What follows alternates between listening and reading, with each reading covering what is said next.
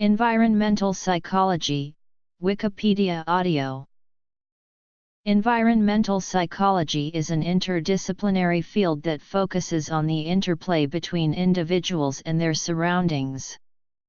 The field defines the term environment broadly, encompassing natural environments, social settings, built environments, learning environments, and informational environments. Since its conception, the field has been committed to the development of a discipline that is both value-oriented and problem-oriented, prioritizing research aimed at solving complex environmental problems in the pursuit of individual well-being within a larger society. When solving problems involving human-environment interactions, whether global or local, one must have a model of human nature that predicts the environmental conditions under which humans will respond well. This model can help design, manage, protect and/or restore environments that enhance reasonable behavior, predict the likely outcomes when these conditions are not met, and diagnose problem situations. The field develops such a model of human nature while retaining a broad and inherently multidisciplinary focus. It explores such dissimilar issues as common property resource management, wayfinding in complex settings, the effect of environmental stress on human performance, the characteristics of restorative environments, human information processing, and the promotion of durable conservation behavior. Lately, alongside the increased focus on climate change in society and the social sciences and the re-emergence of limits to growth concerns, there has been increased focus on environmental sustainability issues within the field. This multidisciplinary paradigm has not only characterized the dynamic for which environmental psychology is expected to develop. It has also been the catalyst in attracting other schools of knowledge in its pursuit, aside from research psychologists. Geographers, economists, landscape architects, policymakers, sociologists, anthropologists, educators, and product developers all have discovered and participated in this field. History. Although environmental psychology is arguably the best known and most comprehensive description of the field, it is also known as human factors science, cognitive ergonomics, ecological psychology, ecopsychology, environment behavior studies, and person-environment studies. Closely related fields include architectural psychology, socio-architecture, behavioral geography, environmental sociology, social ecology, and environmental design research. The origins of this field of study are unknown, however. Willy Helpach is said to be the first to mention environmental psychology. One of his books, Geopsyche, discusses topics such as how the sun and the moon affect human activity, the impact of extreme environments, and the effects of color and form, from first birth to American transition. Medio Ambiente y Comportamiento Humano, 7, 95-113. Among the other major scholars at the roots of environmental psychology were Jacob von Uexküll, Kurt Lewin, Egon Brunswick, and later Gerhard Kaminsky and Carl Friedrich Grauman.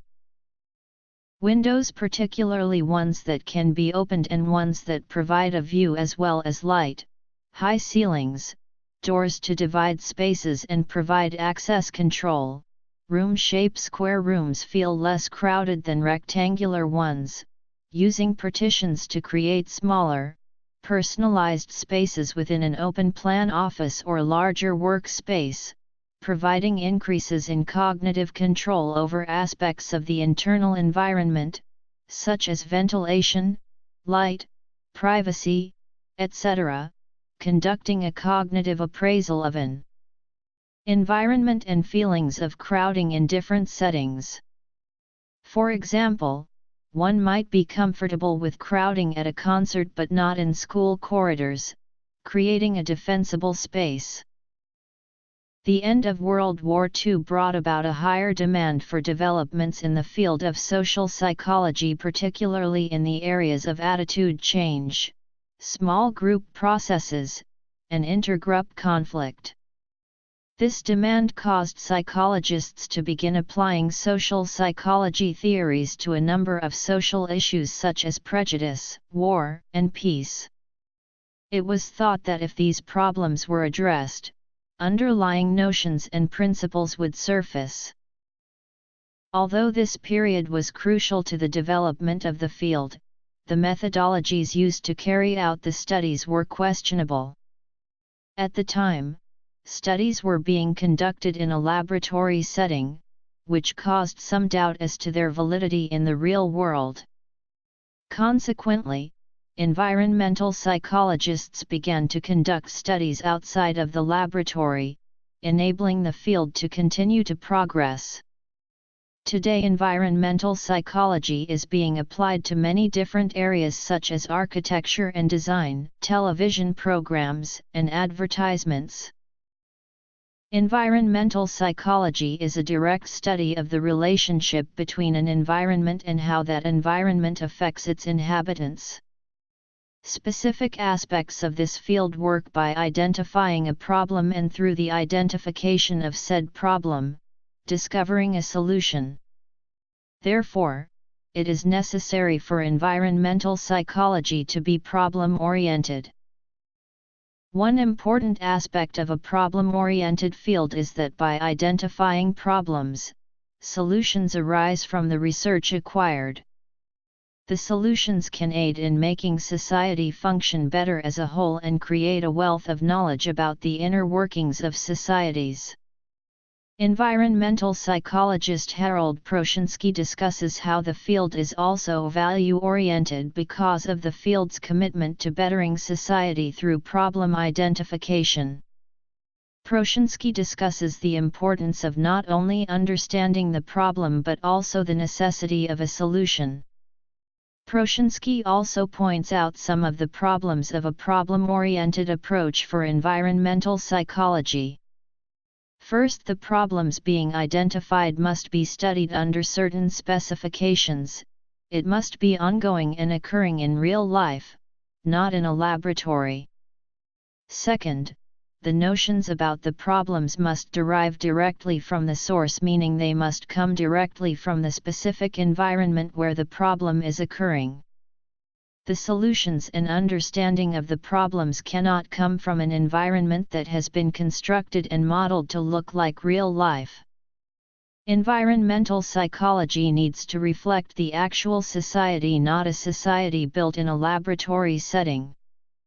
The difficult task of the environmental psychologist is to study problems as they are occurring in everyday life. It is hard to reject all laboratory research because laboratory experiments are where theories may be tested without damaging the actual environment or can serve as models when testing solutions. Proshinsky makes this point as well, discussing the difficulty in the overall problem-oriented approach. He states that it is important, however, for the environmental psychologist to utilize all aspects of research and analysis of the findings and to take into account both the general and individualized aspects of the problems. Erwin Altman, Distinguished Professor Emeritus, University of Utah, Robert Gifford, Ph.D. Department of Psychology, University of Victoria. Current editor of the Journal of Environmental Psychology and author of Environmental Psychology, Principles and Practice, James J. Gibson, best known for coining the word affordance, a description of what the environment offers the animal in terms of action, Roger Hart, Professor of Environmental Psychology, Director of the Center for Human Environments and the Children's Environments Research Group, the Graduate Center, City University of New York, Rachel and Stephen Kaplan, Professors of Psychology at the University of Michigan, the Kaplans are known for their research on the effect of nature on people's relationships and health, including attention restoration theory, and are renowned in the field of environmental psychology. Cindy Katz, Professor of Environmental Psychology, the Graduate Center, City University of New York. Doc Kopec, Professor and Director of Design for Human Health, Boston Architectural College, Boston MA. Author, Environmental Psychology for Design 2nd edition. And Health, Sustainability and the Built Environment, Thilo, Professor of Environmental Psychology and Director of the Public Space Research Group, the Graduate Center, City University of New York. Kevin A. Lynch and his research into the formation of mental maps. Francis T. McAndrew, Cornelia H. Dudley, Professor of Psychology at Knox College and author of Environmental Psychology. Bill Mollison developed the Environmental Psychology Unit at the University of Tasmania, and also Permaculture with David Holmgren. Amos Rappaport, Distinguished Professor Emeritus, Department of Architecture. Leanne Rivlin, Professor of Environmental Psychology, the Graduate Center, City University of New York. Susan Segert, Director of the Environmental Psychology PhD Program and of the Housing Environments Research Group at the City University of New York. Robert Sommer, a pioneer of the field who first studied personal space in the 1950s and is perhaps best known for his 1969 book Personal Space, The Behavioral Basis of Design, but is also the author of numerous other books, including Design Awareness, and hundreds of articles. Daniel Stokels, Chancellor's Professor, School of Social Ecology, University of California, Irvine, edited Handbook of Environmental Psychology with Erwin Altman, author, Perspectives on Environment and Behavior, co-author, Health, Behavior, and Environmental Stress with Sheldon Cohen, Gary Evans, and David Krantz. Alan Wicker, who expanded behavior setting theories to include other areas of study, including qualitative research, and social psychology. Gary Winkle, Professor of Environmental Psychology, the Graduate Center, City University of New York. James A. Swan, Professor, Media Producer, and writer who authored one of the first popular articles on environmental education, produced symposiums on the Gaia hypothesis and the significance of place, produced several documentary films on environmental topics, and co-executive producer of the Wild Justice TV series on the National Geographic Channel. Environmental psychology addresses environmental problems such as density and crowding, noise pollution, substandard living, and urban decay. Noise increases environmental stress. Although it has been found that control and predictability are the greatest factors in stressful effects of noise, context, pitch, source, and habituation are also important variables. Environmental psychologists have theorized that density and crowding can also have an adverse effect on mood and may cause stress-related illness. To understand and solve environmental problems, environmental psychologists believe concepts and principles should come directly from the physical settings and problems being looked at. For example, factors that reduce feelings of crowding within buildings include having an area of personal territory in a public space, e.g., at the office, is a key feature of many architectural designs. Having such a defensible space can reduce the negative effects of crowding in urban environments. The term, coined by John B. Calhoun in 1947, is the result of multiple environmental experiments conducted on rats. Originally beginning as an experiment to measure how many rats could be accommodated in a given space, it expanded into determining how rats, given the proper food, shelter, and bedding, would behave under a confined environment. Orientations. Under these circumstances, the males became aggressive, some exclusively homosexual. Others became pansexual and hypersexual, seeking every chance to mount any rat they encountered. As a result, mating behaviors were upset with an increase in infant mortalities. With parents failing to provide proper nests, thoughtlessly ditching their young and even attacking them, infant mortality rose as high as 96% in certain sections. Calhoun published the results as Population Density and Social Pathology in a 1962 edition of Scientific American. Creating barriers and customizing the space are ways of creating personal space, e.g., using pictures of one's family in an office setting. This increases cognitive control as one sees oneself as having control over the competitors to the personal space and therefore able to control the level of density and crowding in the space. The systems-oriented approach to experimenting is applied to individuals or people that are a part of communities, groups, and organizations. This approach particularly examines group interaction, as opposed to an individual's interaction, and it emphasizes on factors of social integration. In the laboratory, experiments focus on cause and effect processes within human nature. Environmental psychology relies on interaction with other disciplines in order to approach problems with multiple perspectives. The first discipline is the category of behavioral sciences, which include sociology, political science, anthropology, and economics.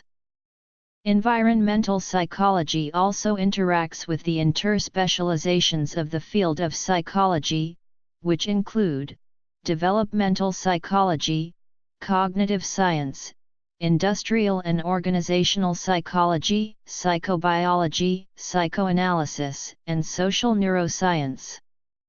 In addition to the more scientific fields of study, environmental psychology also works with the design field, which includes the studies of architecture, interior design, urban planning, industrial and object design, landscape architecture, and preservation. Space over time orientation highlights the importance of the past. Examining problems with the past in mind creates a better understanding of how past forces, such as social, political, and economic forces, may be of relevance to present and future problems. Time and place are also important to consider. It's important to look at time over extended periods. Physical settings change over time. They change with respect to physical properties, and they change because individuals using the space change over time. Looking at these spaces over time will help monitor the changes and possibly predict future problems. There are a variety of tests that can be administered to children in order to determine their temperament. Temperament is split up into 3 types: easy, difficult, and slow to warm up. Alexander Thomas, Stella Chess, Herbert G. Birch, Margaret Herzog, and Sam Korn created an infant temperament test in the 1950s and rated them using 9 temperament criteria. By finding out a child's temperament at birth, it enables us to know what to expect as the child progresses into adulthood. For many years, Harold Proshinsky and his colleagues at the Graduate School and University Center of the City University of New York explored the concept of place identity.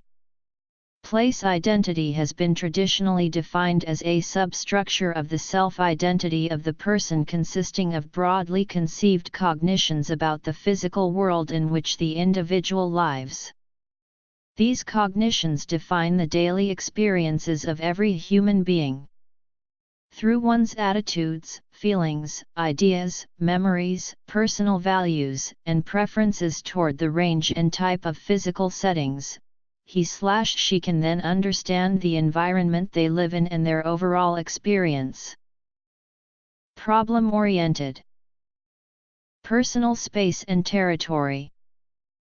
As a person interacts with various places and spaces, he/she is able to evaluate which properties in different environments fulfill his/her various needs. When a place contains components that satisfy a person biologically, socially, psychologically, and/or culturally, it creates the environmental past of a person. Through good or bad experiences with a place, a person is then able to reflect and define their personal values, attitudes, feelings, and beliefs about the physical world. Systems-oriented. Interdisciplinary-oriented. Space over time orientation. Concepts. Place identity. Place identity has been described as the individual's incorporation of place into the larger concept of self, a potpourri of memories, conceptions, interpretations, ideas, and related feelings about specific physical settings, as well as types of settings. Other theorists have been instrumental in the creation of the idea of place identity. Three humanistic geographers, Tuan, Relf, and Buttimer, share a couple of basic assumptions. As a person lives and creates memories within a place, attachment is built, and it is through one's personal connection to a place that he/she gains a sense of belonging and purpose, which then gives significance and meaning to their life. 5 central functions of place identity have been depicted: recognition, meaning, expressive requirement, mediating change, and anxiety and defense function. Place identity becomes a cognitive database against which every physical setting is experienced. The activities of a person often overlap with physical settings, which then create a background for the rest of life's interactions and events. The individual is frequently unaware of the array of feelings, values, or memories of a singular place and simply becomes more comfortable or uncomfortable with certain broad kinds of physical settings, or prefers specific spaces to others. In the time since the term place identity was introduced, the theory has been the model for identity that has dominated environmental psychology. Many different perceptions of the bond between people and places have been hypothesized and studied. The most widespread terms include place attachment and sense of place. One consistent thread woven throughout most recent research on place attachment deals with the importance of the amount of time spent at a certain place. While both researchers and writers have made the case that time and experience in a place are important for deepening the meanings and emotional ties central to the person-place relationship, little in-depth research has studied these factors and their role in forging this connection. Place attachment. Place attachment is defined as one's emotional or affective ties to a place, and is generally thought to be the result of a long-term connection with a certain environment. This is different from a simple aesthetic response such as saying a certain place is special because it is beautiful. For example, one can have an emotional response to a beautiful landscape or place, but this response may sometimes be shallow and fleeting. This distinction is one that Schroeder labeled meaning versus preference. According to Schroeder, the definition of meaning is the thoughts, feelings, memories, and interpretations evoked by a landscape, whereas preference is the degree of liking for one landscape compared to another. For a deeper and lasting emotional attachment to develop, an enduring relationship with a place is usually a critical factor. Chigbu carried out a rural study of place attachment using a qualitative approach to check its impact on a community, Uturu, and found that it has direct relationship to level of community development. Leanne Rivlin theorized that one way to examine an individual's environmental consciousness is to recognize how the physical place is significant, and look at the people/place relationship. Environmental cognition plays a crucial role in environmental perception. All different areas of the brain engage with environmentally relevant information. Some believe that the orbitofrontal cortex integrates environmentally relevant information from many distributed areas of the brain. Due to its anterior location within the frontal cortex, the orbitofrontal cortex may make judgments about the environment, and refine the organism's understanding through error analysis, and other processes specific to prefrontal cortex. But to be certain, there is no single brain area dedicated to the organism's interactions with its environment. Rather, all brain areas are dedicated to this task. One area may collate the various pieces of the informational puzzle in order to develop a long-term strategy of engagement with the ever-changing environment. Moreover, the orbitofrontal cortex may show the greatest change in blood oxygenation when an organism thinks of the broad, and amorphous category referred to as the environment. Because of the recent concern with the environment, environmental consciousness or awareness has come to be related to the growth and development of understanding and consciousness toward the biophysical environment and its problems. The earliest noteworthy discoveries in the field of environmental psychology can be dated back to Roger Barker, who created the field of ecological psychology.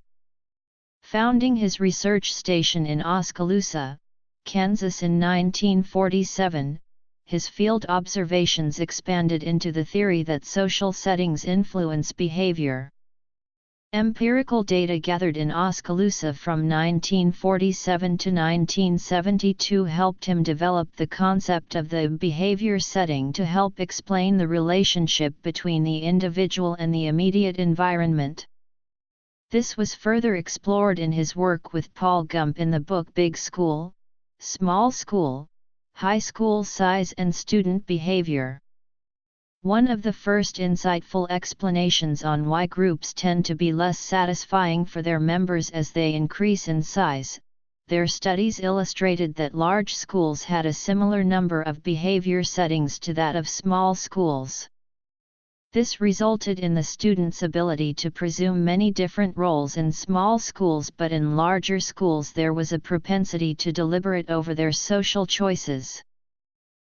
In his book Ecological Psychology, Barker stresses the importance of the town's behavior and environment as the residents' most ordinary instrument of describing their environment. The hybrid, eco-behavioral character of behavior settings appear to present Midwest's inhabitants with no difficulty. Nouns that combine milieu and standing behavior are common, e.g. oyster supper, basketball game, turkey dinner, golden gavel ceremony, cake walk, back surgery, gift exchange, livestock auction, auto repair. Barker argued that his students should implement T methods rather than O methods.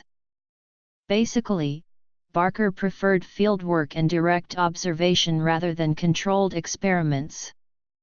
Some of the minute-by-minute observations of Kansan children from morning to night, jotted down by young and maternal graduate students, may be the most intimate and poignant documents in social science. Barker spent his career expanding on what he called ecological psychology, identifying these behavior settings, and publishing accounts such as One Boy's Day and Midwest and Its Children. Environmental psychologists rejected the laboratory experimental paradigm because of its simplification and skewed view of the cause and effect relationships of humans' behaviors and experiences. Environmental psychologists examine how one or more parameters produce an effect while other measures are controlled. It is impossible to manipulate real-world settings in a laboratory. Environmental consciousness.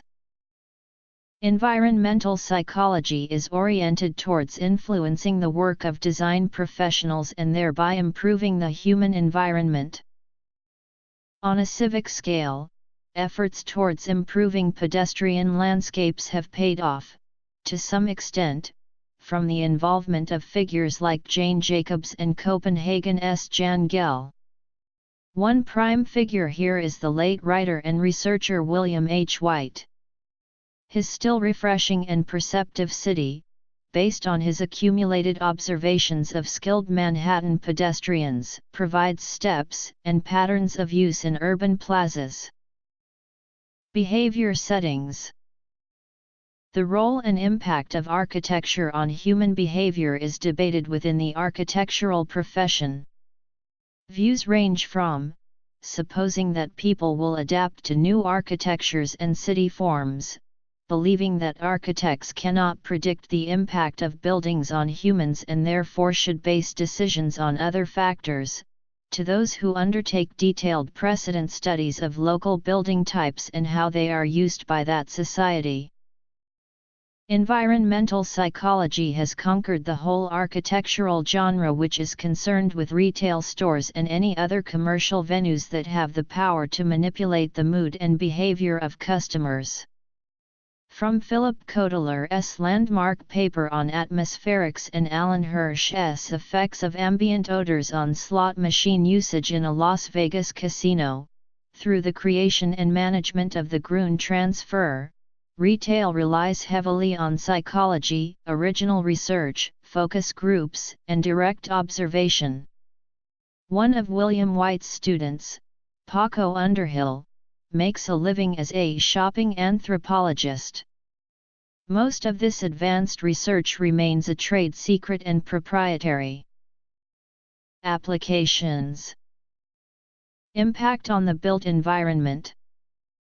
Organizations.